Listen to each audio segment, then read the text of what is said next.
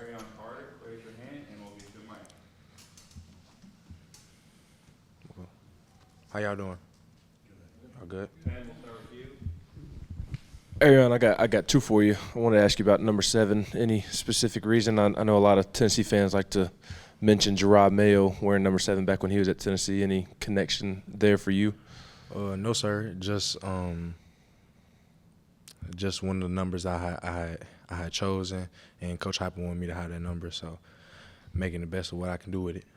Yeah, and then your decision kind of came down to the wire. Just what's it been like getting to Tennessee, and in hindsight, reflecting on that decision, just are you pleased with how it kind of went down in your first couple of months here at Tennessee? Yes, sir. I'm pleased, most definitely.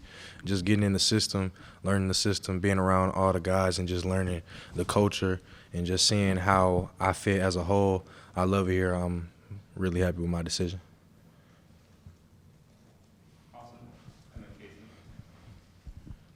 When you walk in the door to a new place, I'm sure it can somewhat be like a lot of foreign to you, but at the same time, you walk in, you know Caleb, you know Elijah, you guys played 7-on-7 ball together.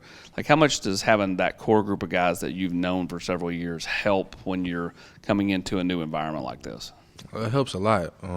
Like you said, knowing Caleb, knowing Elijah, Christian, and a lot of the older guys actually playing on that team, knowing them, it just create a really stable atmosphere for me to learn in, not scared to ask questions, being a younger guy, having those people to shelter you and help build you up, it really sets a foundation for you.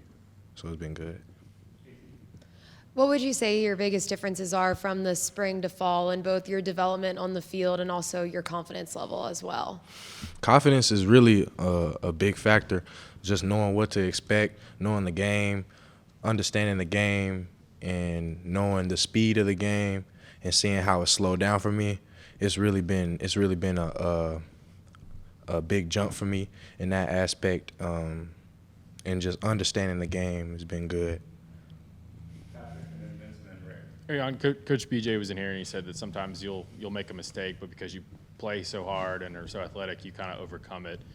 Has that happened a lot, or do you notice that like when when it happens that I maybe didn't do everything right, but I still made the play?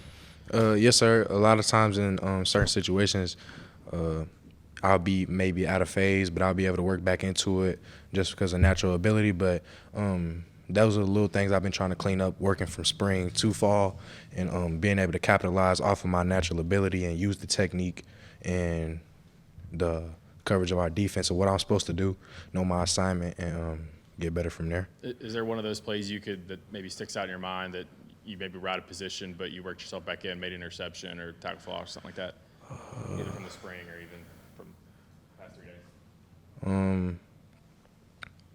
Spring ball, I wasn't in the right gap. I was supposed to work over to A gap, but I shot the B gap and worked all the way over when the ball was handed on the opposite side, and I was able to go and make a tackle. I wasn't in the right spot, but I shot the gap fast enough to make it. Two questions. I'll ask them separately. First off, there's a wide variety of different personalities in the defensive coaches. Talk about some of those guys that, the different kind of personalities that you're getting coached up by. Start with Coach BJ. Coach BJ is the same guy every day. A guy who comes to work, a guy who's going to push you, a guy who wants the best from you each and every day. And just knowing that, it makes me a better player. It makes me want to come in and work every day to not only prove to myself but prove to coaches I am who I say I am. And Coach BJ is just a great coach overall. I love him to death. Coach Banks is a real chill guy. Sets the standard, and he expects you to meet the standard. He's not too big on mistakes, but once he coaches it up, he expects you to learn from it and move on from it. And I really like that as him being a coach, because it's not that much time. Each practice, even though we have a certain amount of practices, each practice is expensive reps that you gotta capitalize on each day. And going up against the offense, which is very unique in college football, what's that experience been like for you? Anything jump out to you about going up against them, or any players that have stood out? Yeah, just going against our offense, especially how fast the tempo is, and with the wide splits that our receivers use, and just the schematics of everything, getting a lot of double moves, crossing routes. You got to really have your eyes on the swivel for wide receivers coming across, and really knowing your coverage. You got to be on point at all times. Just being able to know that you have a quarterback like Joe that can sling it and fit it in those tight windows. You got to really be there and be on your receiver. And with our receivers like Squirrel, who's really fast, and Dante, who slides up sometimes in the slot, I have to cover him. You know, you have to be on point and be on your high horse each and every day. Caleb Perry was in here a minute ago, and he said that this linebacker room was a really, really tight-knit group. How much of a benefit is that to have that kind of tight-knit group and be very vocal and energetic in that room, kind of right here in fall camp before the true grind and the up and down of the season?